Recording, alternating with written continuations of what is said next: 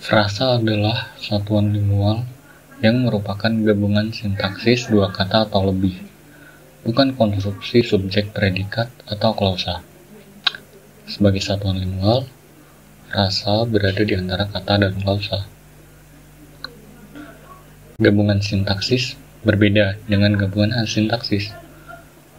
Gabungan asintaksis merupakan gabungan morfologis yang berupa perpaduan leksem menghasilkan kata majemuk. Sedangkan gabungan sintaksis dua kata atau lebih yang tidak melampaui batas fungsi menghasilkan frasa. Karena tidak melampaui batas fungsi, yang dihasilkan gabungan sintaksis itu bukan klausa. Selanjutnya ada unsur langsung frasa. Gabungan kata seperti rumah baru, mobil ayah, dan sedang belajar merupakan frasa. Kata rumah dan baru adalah unsur langsung frasa rumah baru.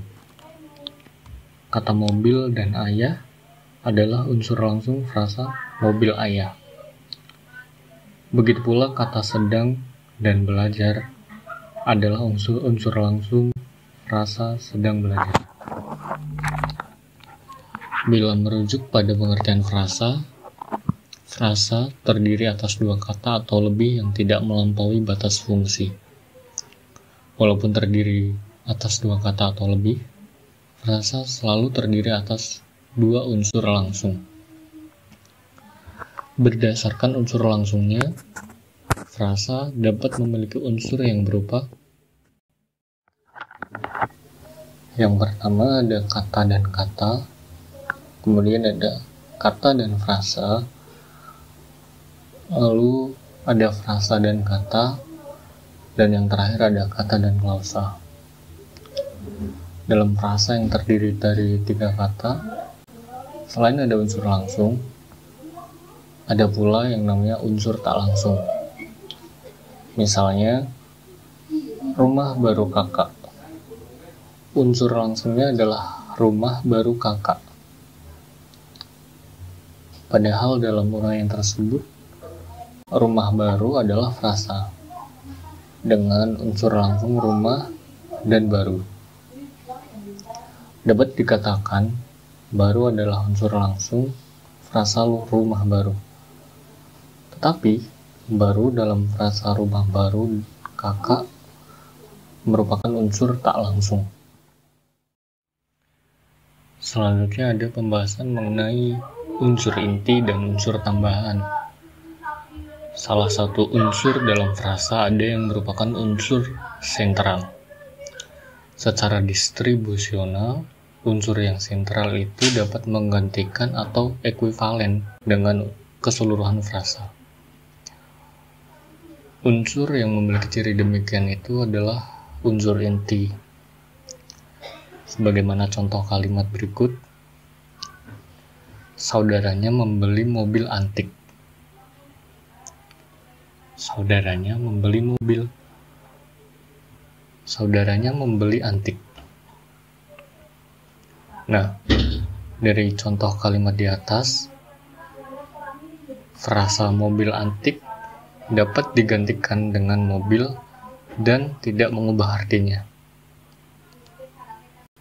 Sedangkan jika frasa mobil antik diganti dengan antik, artinya akan berbeda dan secara gramatik akan salah. Maka dari itu, mobil merupakan unsur inti dari frasanya. Selain unsur inti, terdapat juga unsur tambahan di mana di dalam frasa mobil antik dapat dijelaskan bahwa mobil sebagai unsur inti dan antik adalah sebagai unsur tambahan. Keintian atau ketidakintian suatu unsur dianalisis dengan teknik pelepasan suatu unsur dalam pemakaian kalimat yang wajar. Jika suatu unsur frasa dalam kalimat yang demikian tidak mungkin dapat dilepaskan, maka unsur tersebut merupakan unsur inti. Dan juga sebaliknya, jika suatu unsur dapat diselesapkan tanpa merusak kegramatikalan kalimat yang bersangkutan, unsur itu merupakan unsur tambahan. Dalam menganalisis frasa, alat ujinya adalah kalimat. Frasa rumah mewah dapat diuji dalam kalimat sebagai berikut. 1a. Pejabat itu membangun rumah mewah. 1b. Pejabat itu membangun rumah. 1c. Pejabat itu membangun mewah. Nah, berdasarkan kalimat 1b, kata mewah dapat dilesapkan menjadi kalimat, sehingga mewah merupakan unsur tambahan. Kata rumah dalam kalimat 1a tidak dapat dilesapkan karena jika dilesapkan, kalimatnya akan menjadi tidak gramatikal, seperti yang dapat dilihat pada kalimat 1c. Nah, dengan demikian, kata rumah merupakan unsur inti.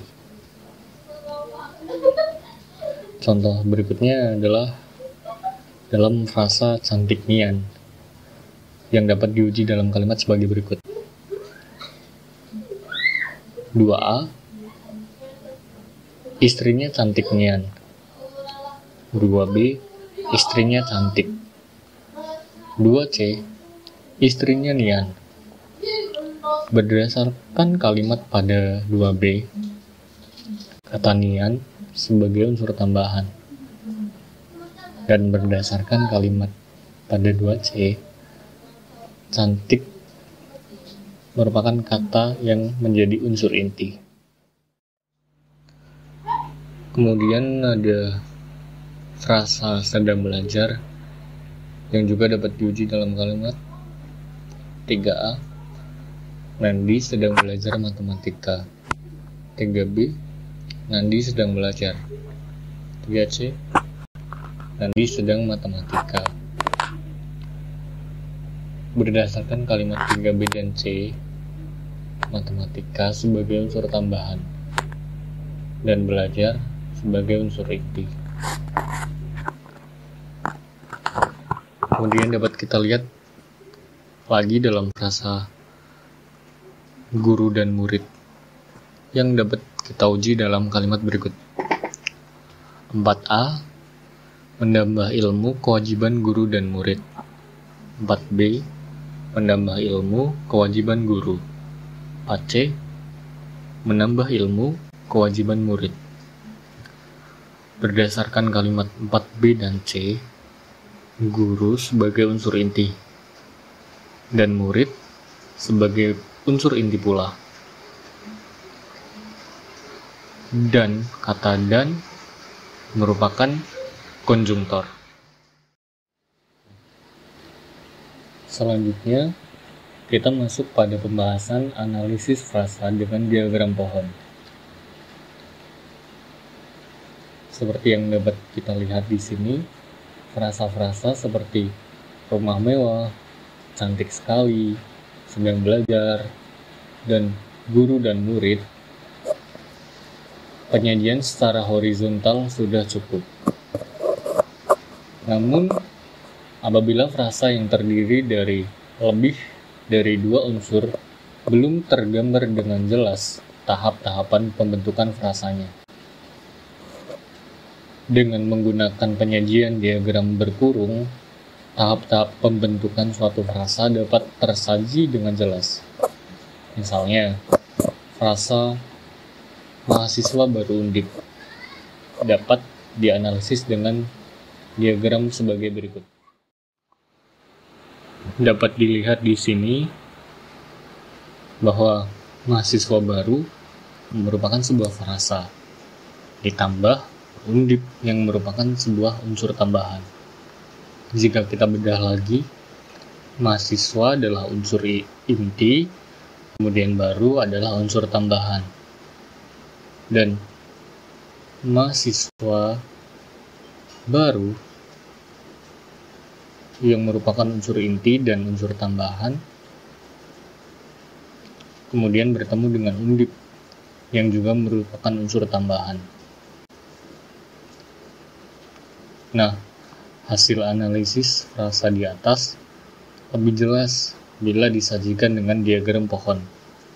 Misalnya seperti yang dapat kita lihat di dalam PPT.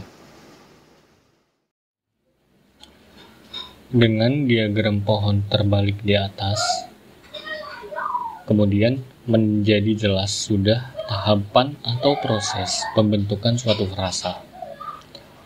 Penggunaan diagram pohon juga dapat digunakan untuk memperjelas perbedaan frasa yang ambigu. Misalnya, pembantu rektor yang lucu.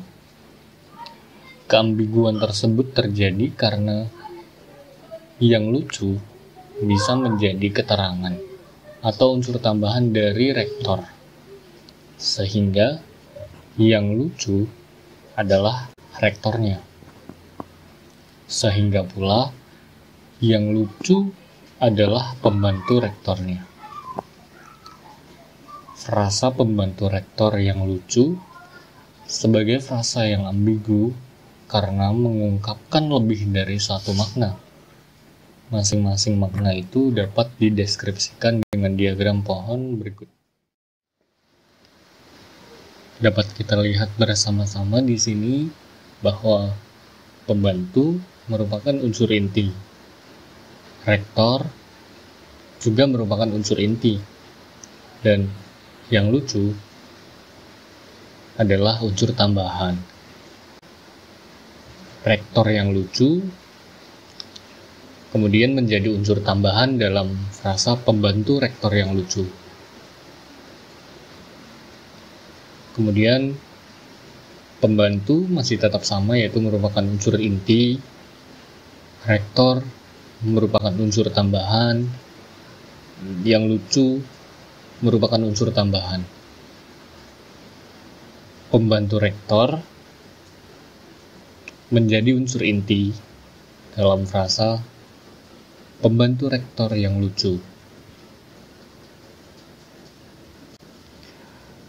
Contoh lainnya dapat kita lihat dalam frasa 5 kilo apel Malang dan jenang kudus barokah.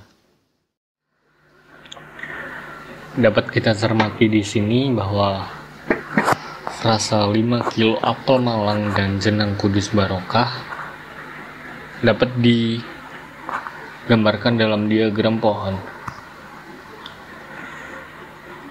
Jika kita lihat di sini, 5 kilo merupakan unsur tambahan. Apel merupakan unsur inti.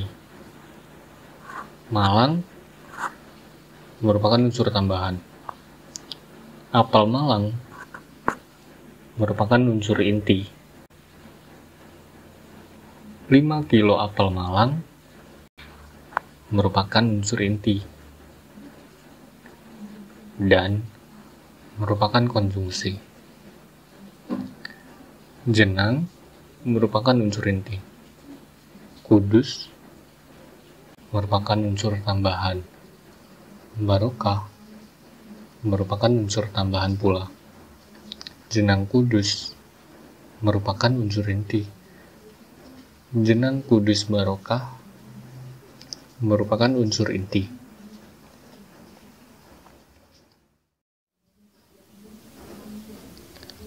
Cukup sekian materi yang dapat kami sampaikan. Terima kasih.